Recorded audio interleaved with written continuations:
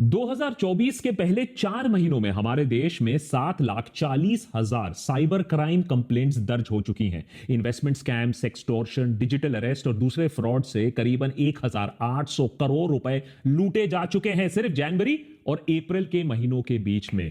ये सिर्फ ऑफिशियल आंकड़ों की बात कर रहा हूं बाय द वे, जो national cyber crime reporting portal में दर्ज हुई है, जिसे मिनिस्ट्री ऑफ होम अफेयर्स चलाती है। असल में ये ऑनलाइन फ्रॉड की जो समस्या है, इसने एक भीषण रूप धारण कर लिया है और कल आपको या मुझे भी अपने चपेट में ले सकती है। Indian cyber crime coordination centre या I4C के अनुसार मई 2024 में हर दिन 7,000 साइबर क्राइम कंप्लेंट्स रजिस्टर हो रही है। हर दिन 7,000 कंप्लेंट्स। यह आंकड़ा 2021-2023 के तुलना में 113% ज्यादा है। इन सारे क्राइम्स में पैसा मेन मोटिव होता है। 85% केसेस में कहीं ना कहीं किसी न किसी रूप में ऑनलाइन फाइनेंशियल फ्रॉड हो रहा है। पिछले 5 सालों में फाइनेंशियल फ्रॉड्स करीबन 1000% बढ़ी हैं।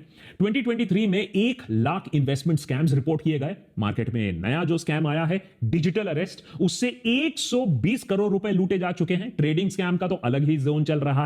अनुमान है 1,500 करोड़ रुपए का चूना लग चुका है लोगों का वहां। और एक बार ऑनलाइन स्कैम में आपका पैसा गया तो मिलना वापस बहुत ही मुश्किल होता है। 10% से भी कम केसेस में पुलिस आपकी मदद कर पाती है, आपका पैसा लौटा पाती है। शायद इसीलिए और शर्म के मारे बहुत सारा ऑनलाइन फाइनेंशियल फ्रॉड जो हो रहा है हमारे देश में, उसे रिपोर्ट भी नहीं किया जा रहा है। ये फ्रॉड्स अक्सर हमारी लापरवाही की वजह से भी होता है। जैसे कि व्हाट्सएप पर लिखा शब्द जो होता है, हम उसे भगवान का उपदेश मान लेते हैं कि व्हाट्सएप पर लिखा है, ठीक ही लिखा होगा। या रातों रात पैसा डबल करने की स्कीम में इन्वेस्ट करने के लालच में हम पैसा डाल लेते हैं। और बहुत बार आपकी गलती ना भी हो सकती है। क्यों? जैसे फ्रॉडस्टर्स आपका इंफॉर्मेशन, बायोमेट्रिक डेटा चुरा कर आधार इनेबल्ड पेमेंट सिस्टम या AEPS से पैसा निकाल सकते हैं और आपको खबर तक ना होगी। लोकल सर्कल द्वारा किए गए एक सर्वे में पता चलता है कि पिछले 3 सालों में 47% अर्बन हाउसहोल्ड्स हैं जहां कम से कम एक फाइनेंशियल फ्रॉड रिपोर्ट हुआ है, चाहे वो UPI हो, क्रेडिट कार्ड हो या कोई इन्वेस्टमेंट फ्रॉड हो। 23,000 लोगों का ये जो सर्वे है, इसमें यह पाया गया कि क्रेडिट कार्ड पर अक्सर अनऑथराइज्ड चार्ज किया जाता है या फिर UPI में QR कोड से पेमेंट मिलने के बजाय से पेमेंट हाथ से निकल जाता है। हर दिन क्रिमिनल्स नया नया टेक्निक निकालते हैं हमें लूटने के लिए। बात सिर्फ पैसे की नहीं है। आए दिन सुर्खियों में हमें यह खबर भी दिखने को मिलती है कि कैसे फाइनेंशियल फ्रॉड, एक्सटॉर्शन या इलीगल लोन एप्स के वजह से लोग अपनी जान तक ले रहे हैं। इसीलिए देशभक्त के आज के एपिसोड में हमने यह एपिसोड आपको आगाह करने के लिए बनाया है कि कैसे आपके फैमिली, आपके फ्रेंड्स को आप सुरक्षित रख सकते हो और अपने आप को भी सेफ रख सकते हो इस सबसे बड़े फ्रॉड से। किस किस रूप में आते हैं ये ऑनलाइन फ्रॉड, सरकार क्या कर रही है इस आपदा से निपटने के लिए, और उससे भी ज्यादा आप क्या कर सकते हो अपने आप को सुरक्षित रखने के लिए। बड़े बड़े फ्रॉड्स में नेता, बिजनेसमैन, टैक्स पेयर का पैसा खा जाते हैं, लेकिन ये जो ऑनलाइन फ्रॉड है ना, उससे भी ज्यादा खतरनाक है। ये फ्रॉडस्टर्स आपके बैंक बैलेंस को, आपकी इज्जत को, आपकी जिंदगी तक को खा जाएंगे और डकार तक नहीं लेंगे। और इसीलिए इसे आप रोक सको, आप लोगों को आगाह कर सको, हमने इस वीडियो को एकदम कॉपीराइट फ्री बनाया है। आप इस वीडियो को शेयर करो, डाउनलोड करो, रीअपलोड करो, कोई प्रॉब्लम नहीं है। बस अपने फैमिली, अपने फ्रेंड्स को आगाह करो कि यह देश का सबसे बड़ा स्कैम बन चुका है। देशभक्त की पूरी टीम ने बहुत टाइम लगाकर इस एपिसोड में रिसर्च किया। 6 ऐसे लेटेस्ट या एवरग्रीन ऑनलाइन फ्रॉड्स का पता लगाया जिसके शिकार आप और मैं दोनों हो सकते हैं, और 6 ऐसे सिक्योरिटी मेजर्स के बारे में भी हम बात करेंगे इन अटैक से बचने के लिए। लेकिन उससे पहले आपको यह समझना होगा कि फ्रॉडस्टर्स आज सिर्फ जामतारा में कहीं कोने में बैठकर आपको फ्रॉड करने की कोशिश नहीं कर रहे हैं। आज डिजिटल फ्रॉडस्टर्स बहुत ही केपेबल, टेक्नोलॉजिकली बहुत ही नॉलेजेबल और शातिर क्रिमिनल्स बन चुके हैं। अगर आपके साथ कभी भी फाइनेंशियल फ्रॉड हुआ है तो आप चुप मत बैठो, क्योंकि यही चुप्पी क्रिमिनल्स को और हौसला देती है। अच्छे से अच्छों को इन क्रिमिनल्स ने फांसा हुआ है अपने लेटेस्ट डिजिटल अरेस्ट स्कैम में। मिलिए SP ओसवाल से, chairman and managing director of Vardhman group. आपको लगेगा कि अरे इतना पैसा इनके पास, इतना तजुर्बा है। 82 साल की उम्र में ओसवाल साहब को कोई बुद्धू तो बना नहीं सकता है, लेकिन इनके साथ हुआ 7 करोड़ रुपए का फ्रॉड। जब एक गैंग ने इनके ऊपर एक फेक केस किया, एक फेक वर्चुअल कोर्ट रूम में fake chief justice of India DY Chandrachud के साथ केस की सुनवाई कराई, फेक डॉक्यूमेंट्स क्रिएट करवाए और ओसवाल को 2 दिन तक डिजिटल अरेस्ट में रखा। सुप्रीम कोर्ट से जो फेक डॉक्यूमेंट्स आए, जो ओसवाल को भेजे गए थे उनमें सुप्रीम कोर्ट का एम्बलम, उसका बार कोड, उसका डिजिटल सिग्नेचर सब एकदम असली कोर्ट डॉक्यूमेंट से मेल जोल खाते थे। ओसवाल ने नोटिस का पालन करते हुए अलग अलग अकाउंट्स में 7 करोड़ रुपए जमा कर दिए। चलो, बिजनेसमैन को उल्लू बनाया, लेकिन साइंटिस्ट को भी।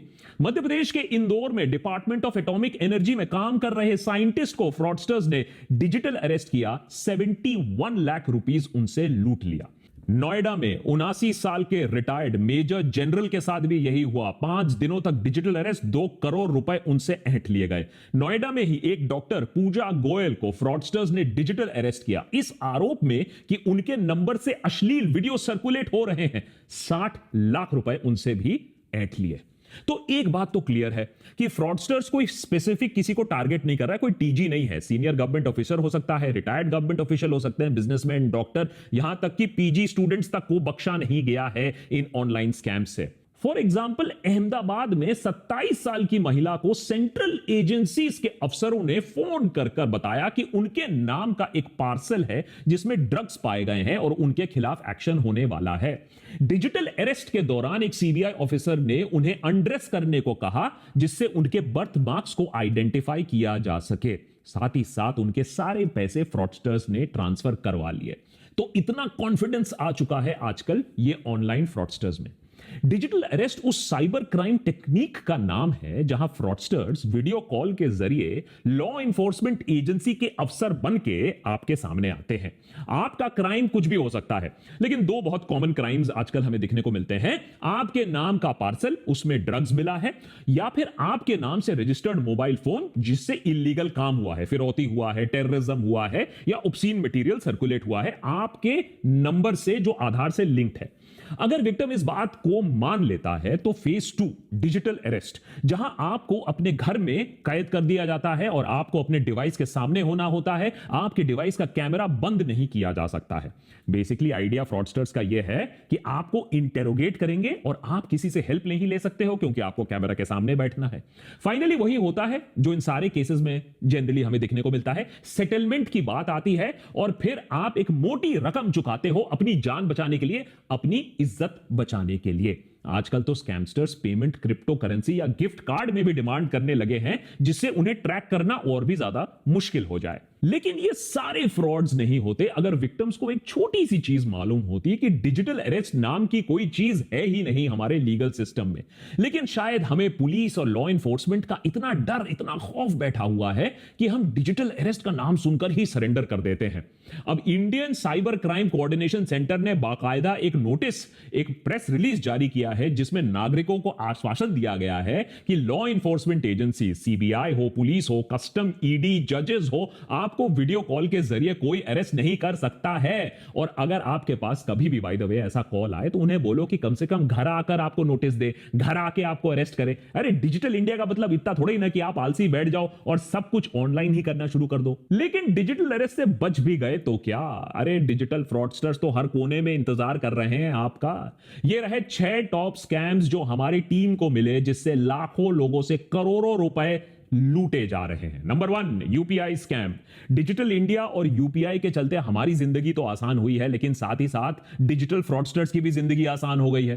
2022-2023 में करीबन 1 lakh UPI based frauds report किए गए हैं। अगर आप सतर्क ना रहे तो डिजिटली आपका पैसा गायब हो सकता है बहुत आसानी से। साथ ही साथ क्यूआर कोड्स के मामले में थोड़ा सावधान रहना पड़ेगा। क्यूआर कोड कहां से स्कैन कर रहे हो, किसे पेमेंट दे रहे हो, यह थोड़ा भापना जानना जरूरी है। जैसे कि फॉर एग्जांपल अगर नहीं करोगे तो हाईटेक सिलिकॉन सिटी बैंगलोर में 41% रिपोर्टेड साइबर क्राइम इंसिडेंट्स होते हैं, वो क्यूआर कोड स्कैम से रिलेटेड होते हैं। तो इतना कॉमन हो चुका है क्यूआर कोड का मिसयूज।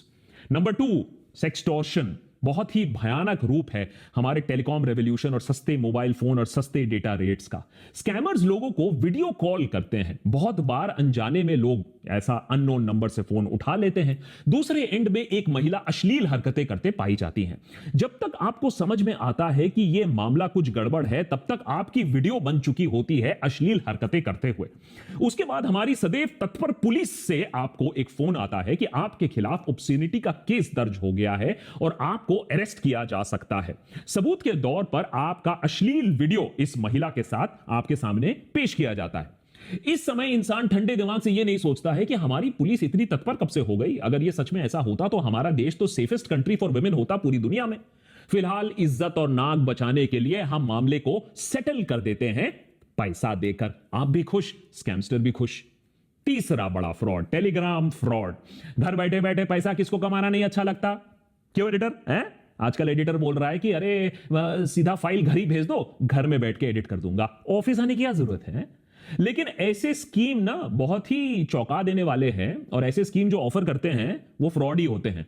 पहला होता है व्हाट्सएप पर आपको एक जॉब ऑफर आता है। उसके बाद टेलीग्राम ग्रुप में आपका नाम ऐड कर दिया जाता है, जहां आपको बिग बॉस की तरह अलग अलग टास्क दिए जाते हैं, जैसे सोशल मीडिया प्लेटफॉर्म्स पे जाओ, वीडियो को देखो, व्यूज बढ़ाओ, लाइक करो वीडियोस को। पहले आपको आपके काम के लिए छुट्टर पैसे, थोड़ा बहुत पैसे भी मिल जाएंगे, आपका ट्रस्ट बढ़ जाएगा। फिर किसी कारण हेतु, जैसे कि ट्रेनिंग की है या फिर आपको ज्यादा बिजनेस मिलेगा, उस एक्सक्यूज पे आपको उल्टा पैसा जमा करना होता है। एक बार आपने मोटी रकम जमा की, बंदा गायब आपके पैसे के साथ। नंबर 4, एआई की दुनिया बहुत चकाचौंध है। मानवता एवोल्यूशन की अगली पायदान पर चढ़ रहा है एआई के साथ। क्रिमिनल्स ने बोला हम क्यों पीछे हट जाएं, तो उन्होंने भी एआई की मदद से लोगों को अब गधा बनाना और उनसे पैसा निकालना सीख लिया है। किसी के बेटे का एक्सीडेंट हो गया है, वो हॉस्पिटल से कॉल कर रहा है, पैसे की गुहार लगा रहा है, कैसे मना करोगे आप? किसी की बेटी को पुलिस ने होटल के रूम से नग्न अवस्था में अरेस्ट कर लिया है, और अगर आपको बचाना है अपनी बेटी को तो सेटलमेंट के पैसे निकालो अभी के अभी। आपको उसकी आवाज तक सुनाई दे रही है फोन पर, पीछे मदद मांग रही है वो।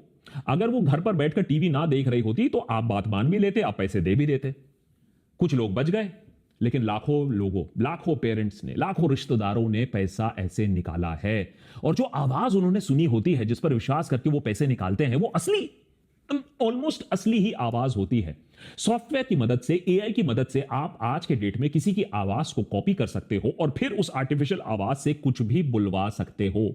मिशन इंपॉसिबल में टॉम क्रूज ये सालों से करते आए हैं, लेकिन अब क्रिमिनल्स रियल लाइफ में ये कर रहे हैं एआई की मदद से, और आपको लूट रहे हैं। Number 5, link based cheating. देखिए, हर स्कैम को एआई की जरूरत नहीं है, कटिंग एज टेक्नोलॉजी की जरूरत नहीं है। कभी कभी हमारी जो कमजोरी होती है, फ्रॉडस्टर्स के लिए सबसे बड़ा वरदान वही होता है, ह्यूमन वीकनेस। जैसे हमारा लालच। सबको चाहिए एक फ्री में प्राइज, और व्हाट्सएप पर जो कुछ आता है वो तो 100% ट्रू होता है। तो व्हाट्सएप पर आ गया एक लिंक, आपने उस लिंक को क्लिक कर लिया और लिंक में मिला आपको एक शानदार प्राइज। फ्री। बस फ्री सुनकर आपकी तो लार टपक गई। अब ये फ्री प्राइस के लिए आपको थोड़े डिटेल्स भरने हैं, आपका एड्रेस भरना है, आपका आईडी प्रूफ भरना है, और कभी कभी प्राइस इतना बड़ा हो सकता है कि उसके लिए आपको अपना सारा बैंक डिटेल भरना हो, थोड़ा टैक्स का पैसा देना हो, शिपिंग का फी भी भरना हो। ये सारा पैसा आपने दिया, प्राइस आपको कभी मिला नहीं, और पैसा जो था वो भी निकल गया। और अगर ज्यादा अनलकी हुए तो बैंक का पासवर्ड भी दे दिया तो बैंक अकाउंट भी खाली। Number 6, OTP scam. सरकार ने स्कैम्स को रोकने के लिए और आपको बचाने के लिए 2FA बहुत जगह कंपलसरी कर दिया है। 2FA यानी 2 फैक्टर ऑथेंटिकेशन, यानी आपके फोन पर ओटीपी के बिना कुछ भी प्रोसेस नहीं होगा। अब फ्रॉडस्टर्स फिर से एक कदम आगे, ओटीपी के पीछे पड़ जाते हैं, उसे निकालकर आपके बैंक अकाउंट, डिजिटल वॉलेट्स और दूसरे सेंसिटिव इंफॉर्मेशन को एक्सेस करने की कोशिश करते हैं। इसीलिए वो आपको आपके फोन में बैंक अकाउंट रिप्रेजेंटेटिव बनकर आ जाते हैं, ई कॉमर्स साइट ऑपरेटर बनकर आ जाते हैं, अक्सर सरकारी अफसर बनकर आपको फोन कर देते हैं। अब आप ये नहीं सोचते हो कि सरकारी दफ्तर में अफसर ना मिला, लेकिन सरकारी अफसर आपको फोन पर आकर आपसे सारी इंफॉर्मेशन ले रहा है? आप भी दे देते हो, हाँ ठीक है सरकारी अफसर है, बिना सोचे समझे आपने ओटीपी दिया और आपके पैसों का हो गया स्वाहा। इन स्कैम से आपका कितना नुकसान हो सकता है, देश के नागरिकों का कितना नुकसान हो सकता है, आप सोच भी नहीं पाओगे। फॉर एग्जाम्पल मैं आपको बताता हूं, 2014 से लेकर 2023 के बीच में इंडियन बैंक्स में 65,000 फ्रॉड केसेस डिटेक्ट किए गए। 4.65 लाख करोड़, जी हां 4.65 लाख करोड़ का घपला हुआ करीबन 10 सालों में। आज बैंकिंग रेगुलेशंस और सॉलिड हो रही हैं तो ये स्कैम्स थोड़े कम हो रहे हैं, लेकिन उधर डिजिटल फ्रॉड्स और भी ज्यादा बड़े हो रहे हैं। तो सोचिए 5 लाख करोड़ तक हम बात कर रहे हैं, पोटेंशियल है ऐसे स्कैम्स का। तो सरकार इस सब मामले में क्या कर रही है? देखिए, गंभीरता तो है सरकार की तरफ से, ऐसी बात नहीं है, सरकार रिकॉग्नाइज कर रही है ये एक प्रॉब्लम है, लेकिन ग्राउंड पर एक्शन इतना नहीं है कि फ्रॉड्स कम हो जाए या फ्रॉडस्टर्स के दिलों में कोई खौफ हो। सरकार ने एक ऑनलाइन सस्पेक्ट रजिस्ट्री लॉन्च की है जिसमें 12 लाख साइबर क्रिमिनल्स का डेटा स्टोर्ड है। इस रजिस्ट्री को states, union territory, central investigating agencies, intelligence agencies इस्तेमाल कर सकती हैं साइबर क्राइम को कंट्रोल करने के लिए। उधर national cyber crime reporting portal NCRP के जरिए साइबर क्राइम रिपोर्टिंग और रेजोल्यूशन को बेहतर बनाने की कोशिश की गई है। एनसीआरपी को अभी हर दिन 67,000 कॉल्स आती हैं साइबर क्राइम रिलेटेड क्वेश्चन से। तो सोचिए, लोगों में भी इतना डर है अभी कि इस हेल्पलाइन में लोग फोन करके पता लगा रहे हैं कि उनके साथ भी फ्रॉड हुआ है या नहीं। और Indian cyber crime coordination centre I4C ने अभी तक 2,800 करोड़ डिफ्रॉडेड मनी है, ये जो स्कैम्स का पैसा है, ये वापस दिया है करीबन 8.5 लाख विक्टिम्स को। तो कहीं ना कहीं एक शुरुआत की गई है, लेकिन इस शुरुआत से ज्यादा कुछ नहीं हो पाएगा जब तक ना आप इसमें साथ दोगे। कैसे? सबसे पहले तो आप एक काम करो, अगर आपके साथ कभी भी साइबर क्राइम हुआ है तो आप इमीडिएटली इसे रिपोर्ट करो। www.cybercrime.gov.in ये एक ऑफिशियल पोर्टल है जहां आप इसको रिपोर्ट कर सकते हो। सरकार आपकी मदद कर सकती है। आप 1930 पर फोन कर सकते हो, नेशनल साइबर क्राइम हेल्पलाइन है। लेकिन किंतु परंतु अगर आप चाहते हो कि बात रिपोर्टिंग तक ना आए, बात सरकार तक ना पहुंचे, फिर बात गुहार तक ना आए कि भैया आप बोलो कि मेरा पैसा किसी तरीके से लौटा दो, तो आपको ही चौकस रहना होगा। हाल ही में एक खबर वायरल होती है। मुंबई में एक ऑटो में एक पुलिस ऑफिसर घुस आता है सडनली और एक महिला से 50,000 रुपए की मांग करता है। महिला का गुनाह क्या है कि वो ऑटो में बैठकर वेप कर रही थी। देखिए, स्मोकिंग वेपिंग तो वैसे में अच्छी बात नहीं है, लेकिन सवाल यह है कि ये बिना यूनिफॉर्म का ऑफिसर कौन है, 50,000 का डिमांड क्यों कर रहा है। महिला ने सोचा कुछ तो गड़बड़ है, ये ऑफिसर नहीं है। उसने वीडियो बनाना शुरू कर दिया और वीडियो बनते देख पुलिस वाला वो भाग निकला। अब खबर ये आ रही है कि उस पुलिस वाले को अरेस्ट कर लिया गया है जो फेक ऑफिसर था। कहने का मतलब यह है कि आपको प्रोएक्टिव रहना होगा। ये डर के नहीं बैठो कि पुलिस का नाम जैसे ही सुना है रिटर जैसे, हां, डर के नहीं बैठना, आपको डरना नहीं है। 90% केसेस में साइबर फ्रॉड में पैसा वापस नहीं मिलता, याद रखिए। तो डर गए, जो डर गया वो मर गया। हां, अगर बैंकिंग चैनल से पैसा आपका निकलता है तो तुरंत बैंक को जाकर रिपोर्ट करो। अगर बैंक की नेग्लिजेंस की वजह से आपका अकाउंट कॉम्प्रोमाइज हुआ है तो बैंक आपको पूरा पैसा वापस देगी। लेकिन याद रखिए, अगर अनऑथराइज्ड ट्रांजैक्शन 7 दिन बीत चुके हैं और उसके बाद जाकर आपने रिपोर्ट किया तो बैंक की लायबिलिटी काफी कम हो जाती है। फिर बैंक की पॉलिसीज ही काम आएंगी, सरकार आपको वहां मदद नहीं करेगी। तो सबसे पहले तो चौकस रहना होगा ट्रांजैक्शन को लेकर, अगर आपके ऊपर कोई धमक रहा है उसको लेकर। Point number 2, prevention is the best cure. अरे सीधा सीधा प्रिवेंशन करो। Have an apple a day. किसी अननोन मैसेज को मत खोलो, अनसोलिसिटेड लिंक को क्लिक मत करो, अननोन वीडियो कॉल को मत उठाओ, और जो बैंक ट्रांजैक्शंस हैं उन्हें हमेशा डबल चेक करके अप्रूव करो। अगर कंप्यूटर पर एंटीवायरस नहीं है, चलो वहां भी पैसा बचाना चाहते हो कोई बात नहीं, कम से कम अपने बैंक स्टेटमेंट्स को रेगुलर स्कैन करो। हर ट्रांजैक्शन पर एसएमएस अलर्ट लगाओ और ओटीपी 2 फैक्टर ऑथेंटिकेशन के बिना कुछ भी काम नहीं करने का। जो बात व्हाट्सएप पर आपने आज तक नहीं सीखा, कम से कम वो रियल लाइफ में सीख लो कि कोई भी क्यूआर कोड जो आपको दिखता है उसे ब्लाइंडली ट्रस्ट नहीं करने का। कोई भी पेमेंट लिंक जो आपको दिखता है उसे ब्लाइंडली पे नहीं करने का। किसी भी पेमेंट जहां दे रहे हो, देखो किस गेटवे को इस्तेमाल कर रहे हो, किस सॉफ्टवेयर को इस्तेमाल कर रहे हो, और मल्टी फैक्टर ऑथेंटिकेशन का आप इस्तेमाल करो। जैसे कि आप में क्रेडिट कार्ड में भी अगर ओटीपी है तो उसको इनेबल करो। और जो ट्रस्ट का फैक्टर है ना, इतना भी ट्रस्ट मत करो। हर अननोन नंबर को उठाने की जरूरत नहीं है। आपकी कॉलेज की गर्लफ्रेंड को अगर आपसे पैचअप करना होगा तो कोई और तरीका उसको मिल जाएगा। हर कॉल उठाने की जरूरत नहीं है। उठाओगे तो फिर आपका भी डिजिटल अरेस्ट हो जाएगा।